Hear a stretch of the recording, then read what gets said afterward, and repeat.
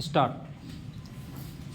अर्थव्यवस्था के मोर्चे पर जिस तरह की वैश्विक चुनौतियां खड़ी हो रही हैं, नए समीकरण तैयार हो रहे हैं, उसमें सभी पहलुओं को ध्यान में रखते हुए ऐसा बजट पेश करना एक चुनौती भरा काम है जो संतुलित हो और जिसमें लोक लुभावन प्रस्तावों से बचने की कोशिश की जाए। सरकार का मानना है कि देश अब तीसरी सबसे बड़ी अर्थव्यवस्था बनने के लिए दृढ़ संकल्पित है और 2026-27 का आम बजट भविष्य को ध्यान में रखते हुए तैयार किया गया, मगर किसी भी बजट की उपादेयता इससे साबित होती है कि वह देश की आर्थिक मजबूती में कितना सहायक साबित हुआ और उसका आम जनता के जीवन पर क्या असर पड़ा। इस लिहाज से देखें तो रविवार को पेश बजट को व्यापार और पूंजी के क्षेत्र में बढ़ती जरूरतों के साथ साथ भारत को अंतर्राष्ट्रीय बाजारों के साथ तालमेल बिठाते हुए अधिक निर्यात और स्थिर दीर्घकालिक निवेश को आकर्षित करने वाला कहा जा सकता है। पैरा यूं इस बजट को गरीबों, किसानों, युवाओं और महिलाओं के हितों के संदर्भ में उम्मीद जगाने वाला प्रयास के तौर पर देखा जा सकता है, मगर कोई लोक लुभावन घोषणाओं से बचते हुए यथार्थवादी दृष्टिकोण पर जोर दिया गया। युवा वर्ग के सशक्तिकरण के मकसद से शिक्षा क्षेत्र में लगभग 1.35 लाख करोड़ रुपए के बजट का प्रावधान किया गया है।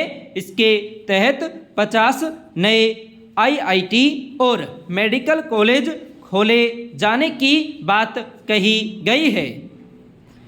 साथ ही कौशल के विकास के उद्देश्य से स्किल इंडिया कार्यक्रम को जमीन पर उतारने के लिए 2 लाख करोड़ रुपए और प्रशिक्षु योजनाओं से 5 करोड़ युवाओं को छात्रवृत्ति की व्यवस्था की जाएगी।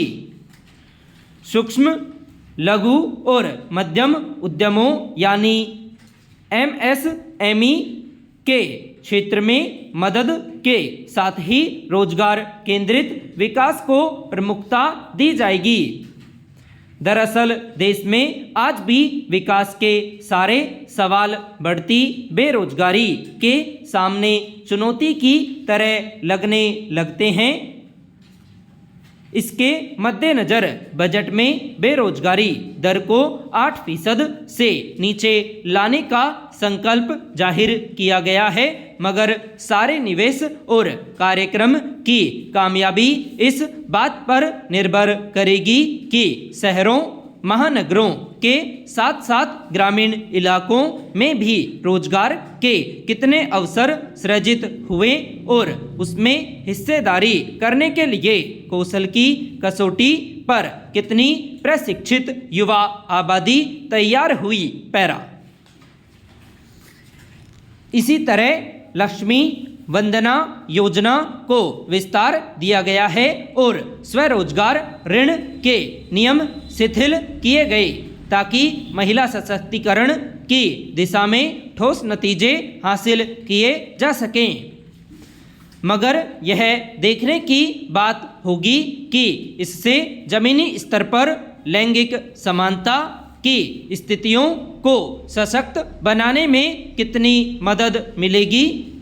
5 विश्वविद्यालय शहर के निर्माण, डिजिटल नॉलेज ग्रिड की स्थापना और देश के प्रत्येक जिले में महिला छात्रावास खोलना युवा सशक्तिकरण की राह को मजबूती दे सकती है। अर्थव्यवस्था को मजबूती देने के मकसद से विनिर्माण, पर्यटन, दुर्लभ खनिजों के खनन, और नई बुनियादी ढांचा परियोजना को बढ़ावा देने का प्रस्ताव किया गया है। बदलते दौर में तकनीक और नवाचार के क्षेत्र में मजबूती के लिए कृत्रिम बुद्धिमत्ता केंद्र की स्थापना डिजिटल इंडिया के सपने को पूरा करने में मददगार होगी। लेकिन यह ध्यान रखने की ज़रूरत होगी कि गरीब और अमीर आबादी के बीच डिजिटल विभाजन को पाटा जा सके, क्योंकि आने वाले वर्षों में अगर देश को दुनिया में एक अग्रणी अर्थव्यवस्था बनाना है तो उसमें समावेशी विकास के सिद्धांत को वास्तव में जमीन पर उतारना होगा। पैरा बांग्लादेश के नाहक ही अपनी जिद पर अड़े रहने के कारण उसे क्रिकेट T20 विश्व कप से बाहर कर दिए जाने के बाद पाकिस्तान की ओर से भारत के साथ मुकाबला न खेलने के ऐलान को खेल के राजनीतिकरण से जोड़कर देखा जा रहा है। हैरत की बात है कि पाकिस्तान सरकार ने अपने इस निर्णय के पीछे स्पष्ट रूप से कोई वजह भी नहीं बताई है।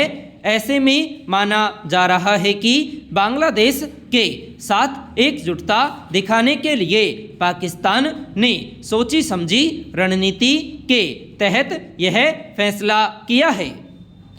यह एक ऐसा कदम है जिससे न केवल पाकिस्तान क्रिकेट टीम की साख को नुकसान होगा बल्कि अंतर्राष्ट्रीय खेलों पर भी इसका दूरगामी असर पड़ सकता है।